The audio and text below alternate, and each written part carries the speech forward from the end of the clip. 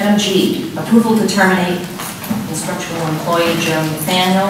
At this time, I'll have citizen input. I would like to address the actual issue that's before you this evening and ask you to give some thought to whether or not this is a matter which should be done by rote.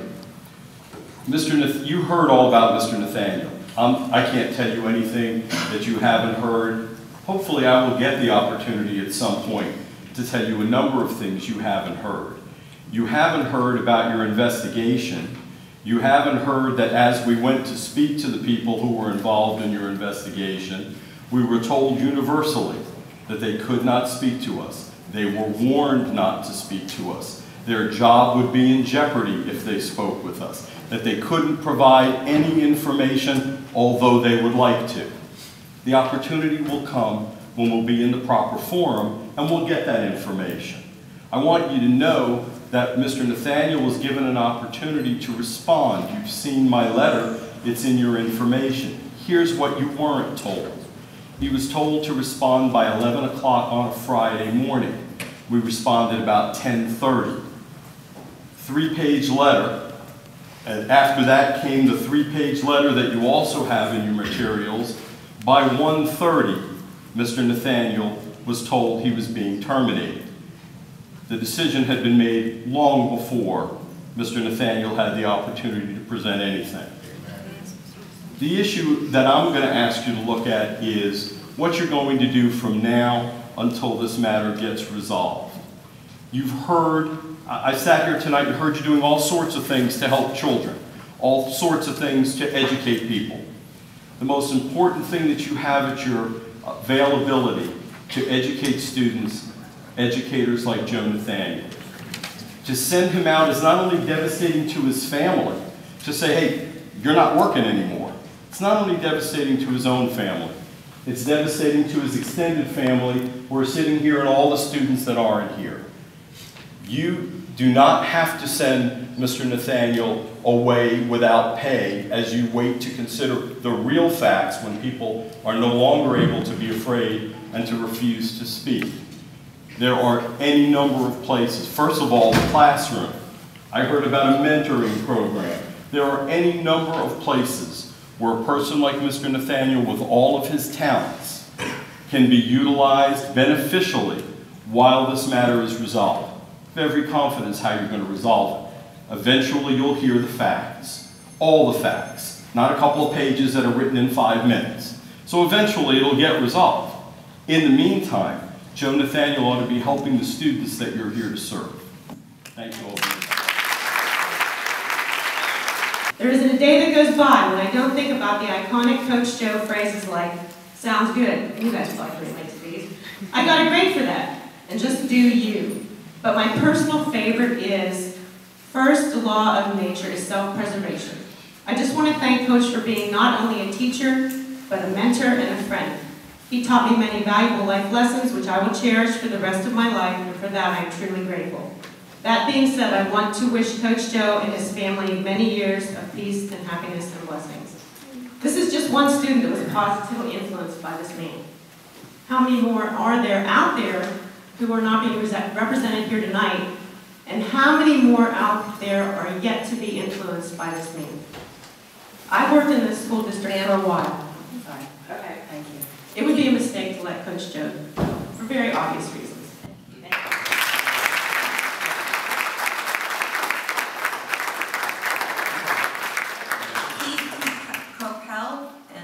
I'm sorry if I did I pronounce that? No, Cooper? Oh boy. Sorry. And this is obviously not an easy decision. I don't think it's an easy recommendation for the superintendent to make. However, as I was listening to all of you parents, students, colleagues, talk about Coach Joe, I had such a hard time reconciling the video images that I saw of his behavior. And I think that it's worth it to read it for the record, because I heard people say that this was horrible for teachers because the board is sending teachers the message that if they risk themselves or if they step up, they are going to be punished. But the behavior in those videos is not a teacher stepping up in an appropriate manner. And that is why I believe that there needs to be a hearing. Because people, the lawyers spoke that people were not allowed to share information. There are some things that are of concern that I think need to be followed up. But for the record, on November... Excuse me, we were respectful to the audience. Please, this is a process. Please be respectful to someone who's speaking. Thank you. On November 17, 2015, you followed a student into another teacher's classroom unnecessarily. You were in the face of a student as he was backing up and repeated, "Are you going to do something with your hands?" These behaviors were recorded by video. After that, it appears on the video that the student was speaking to you and had his hands in front of him. It appears the student may or may not have made contact with you, at which point you pushed the student so forcefully that he fell backwards. You began repeating loudly, "Don't you ever put your hands on me," and continued moving toward the student, physically pushing him backward. A physical altercation thereafter ensued between you and the student. After the student had been removed from the classroom, the student went to the front office to use the phone. You are shown on a second video following the student into the front office and physically preventing him from using the phone. This situation could have been avoided if you had not, one, taunted the student with the comments, "Are you going to do something with your hands?" Two, continue to move toward the student in an aggressive manner, forcing him to step backwards.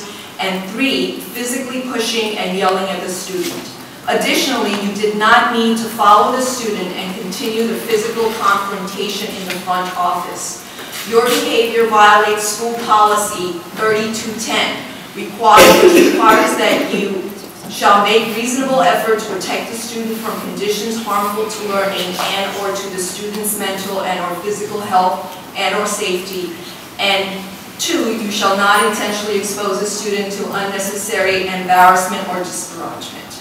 As the teacher in this situation, you were responsible to be the one in control of your own words and actions, and you were responsible to de-escalate the situation. Conversely, you escalated the situation both verbally and physically. Your actions were harmful to the student's physical and mental health, caused unnecessary embarrassment to the student, and disparaged the student.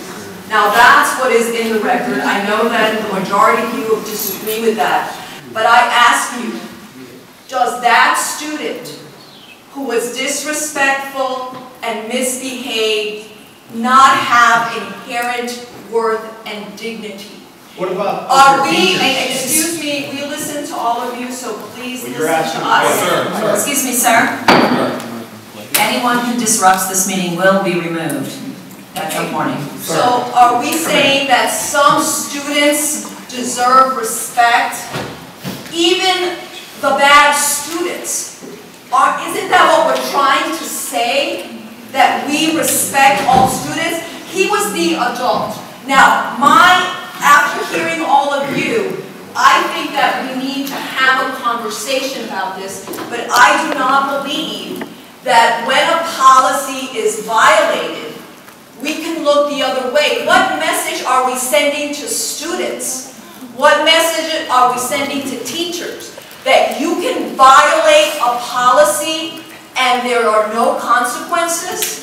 I don't think that's the message we want to send, no matter how bad that student is. In this country, you are innocent until presumed guilty, adult or student. I think we have a termination recommendation unless we have just cause to overturn the superintendent's recommendation. We should have a hearing locally. The sooner the better to get this done with, over and done with, and not send it out of our community. It's about local control. We should do it here. But I don't think person, and therefore we're going to make an exception. We can't do that. That is a lack of responsibility on this board. Then why do we have policies? If a nice person violates the policy, we look the other way. Think about that.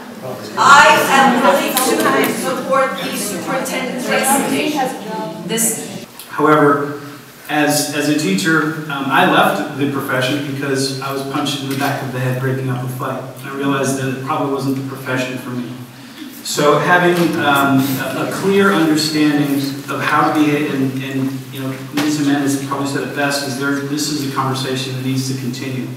We need to have a clear understanding of how educators behave, so that they are respected, so that the student is respected. And that's another great point, that you know, you may feel that this student is a bad kid, but you know what? Every child, as Pastor and Principal Hart said, they're students at hope. It's our job to be the treasure hunters and looking for the positive in them. Now, we don't always do our best, and there are times for when we fall short. And it seems like the important thing here is that we divorce the individual, Coach Joe, that many of you know, from the behavior. I don't know this gentleman, but what I hear about what's going on in our schools, our kids are out of control. Amen.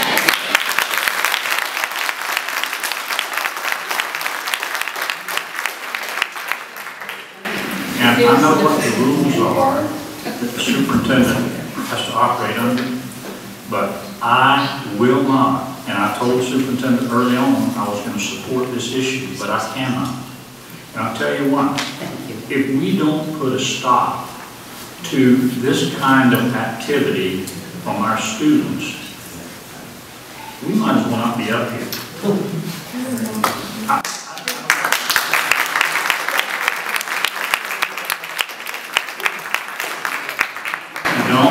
The actions of this person, but I don't have any idea what the student did to provoke that. And it almost sounds like a setup to me.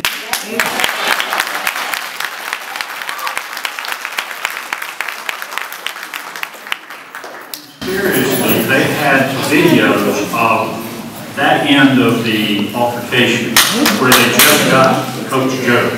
And again, I don't know the gentleman, but I wonder what kind of disciplinary action is going to happen to that student. Because if we let this continue like it's going here, again, we're out of control. And as far as I know what the school board rules say because I read them, but in those rules, I never saw what the penalty is for violating the rules. Now, maybe I missed it. But is the penalty listed in our school board rules for violation of those actions? That's a question. The various levels of progressive discipline are in the contract for the teachers. Okay, but as far as our school board rules go, we list all of the problems, the issues, but I've never seen a statement that says if you put your hands on a student, you're going to be terminated. Is that in the contract or in the school board rules? I wouldn't say that it's spelled out specifically like that.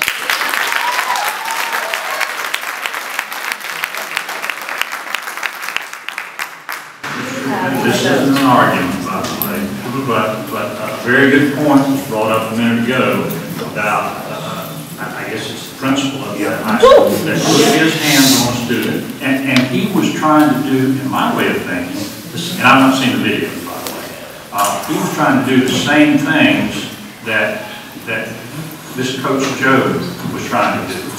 So I just feel like if we move beyond tonight, and I think Ms. Jimenez touched on it, if we have the wherewithal to move this issue forward, then we need to have the guts to make the decision at this board meeting about what happens to this gentleman, and I think there's another one on the agenda for tonight. But, and I just, it doesn't make sense. That kids are out of control, and we've got to get control of them, and unfortunately, Mr. Thank you.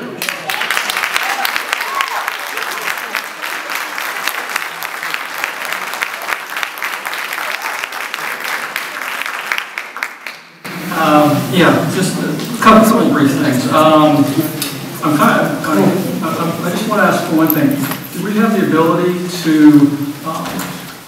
if this is going to go to a hearing, we don't know the ultimate outcome of that hearing, and if it's not a whole lot of time, it's a very quick turnaround, do we have the ability to still pay an employee while they're...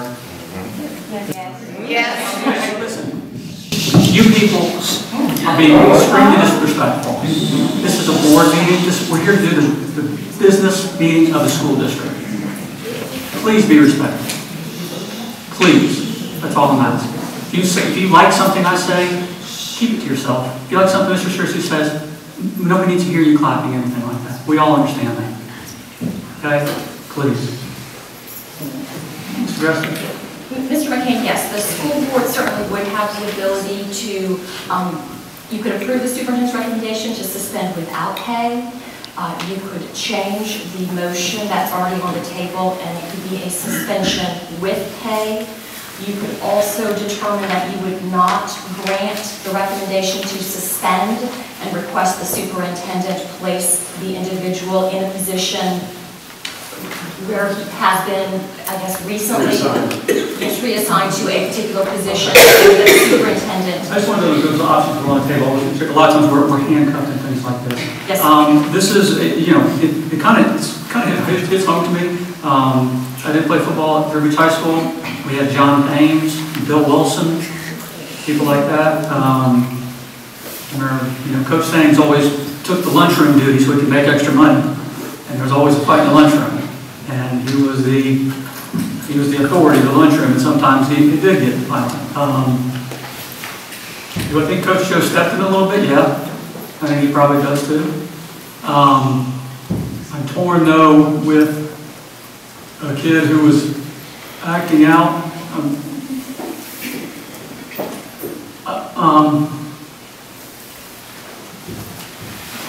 I'm a little torn that do we need to, are we doing irreparable harm to our county, but yet still looking out for the welfare of our children? I'd like to weigh in. Before all of you appeared, I received many calls, many letters.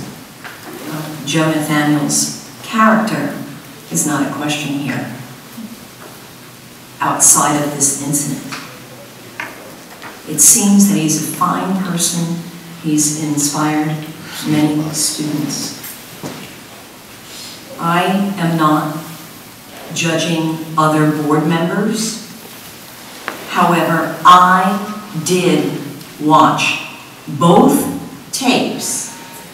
For all of you who said I've seen the tape, it might have been a Facebook or a Vine 7-second, and you're shaking your head, but there are 2 tapes. Has anybody seen the second tape? Yeah. And if you've seen the second tape, you can see clearly. There was a mother that said, we need to teach our children that actions, are we sending a message that actions do not have consequences? This is so sad because Indian River School District did not do this to Joe Nathaniel. Did not bring tonight to Joe Nathaniel. The student did not bring this to Joe Nathaniel. The student is accountable for his actions. That is separate. The teacher is accountable for his actions.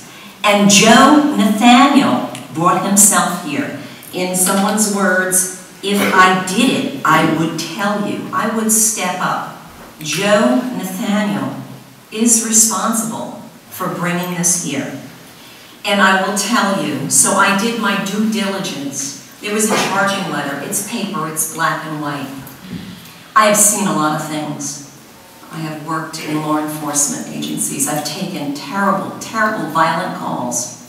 But I cannot tell you how sick and how frightened and how in fear I was watching this tape. I totally will tell you that the student was not the aggressor.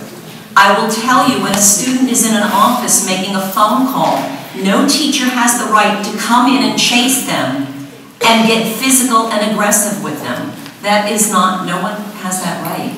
And so for all of you who have spoke, who haven't seen the second tape, when it's not breaking up a fight, when it's not belly up to each other, when the person and the student is away from that teacher and the teacher seeks out that person and gets aggressive with them, that's not a message I want to send. That's not what I want to send. That's why this is so hard. I do not, only Joe Nathaniel can answer what made him feel like that. I just don't understand. I don't understand. And his character is not in question. He's done some fine things. You know, how many times have we seen somebody in the public who's a wonderful person, who donates, who does wonderful things for the community, and they make bad choices? I would tonight fully support the motion that's on the table to suspend without pay, and when we get to the, I would fully support, because of the discussions of politics, that we take this to an outside DOA. But since the motion is on the table, we've all spoken. Is there any further? Did you say that the motion is to take this outside? No, the motion on the table is to suspend without pay. As we proceed, we'll get to how that is taken. But as I said, I have seen both tapes. Made that notice that that ain't fair.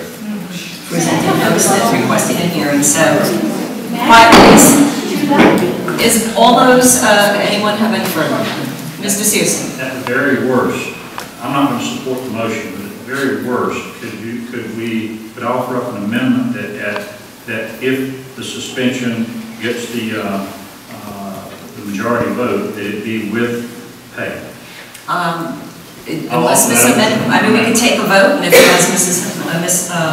DeCresta said, there's a motion on the table.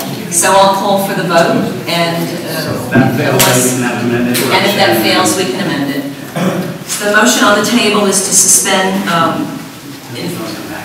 to support the superintendent's recommendation to suspend without pay. Joe Nathaniel.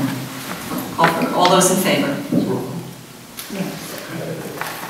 All those in favor? Aye. Aye.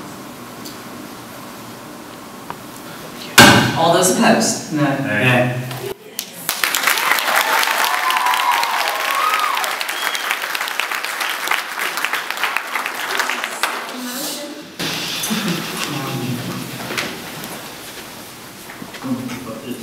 I'll entertain a second motion. Okay, I'll make a motion that we suspend it with pay. We have to take action on this. Do I have a second? Second for discussion. Mr. Frost, Mr. McCain. I've already spoken. Mr. Frost. I'd like to hear what the other board members have to say. I need clarification on what the world is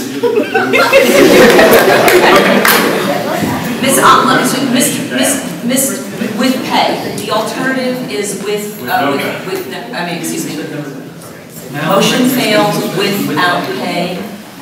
There is a motion on the table to suspend the teacher with pay.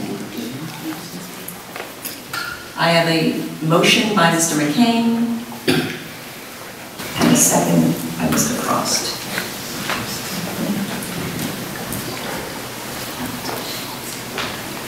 Any discussion? All those in favor? Aye. All those opposed? Nay.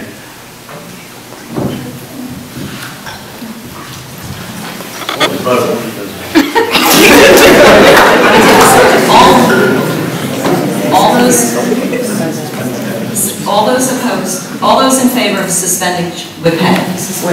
Aye.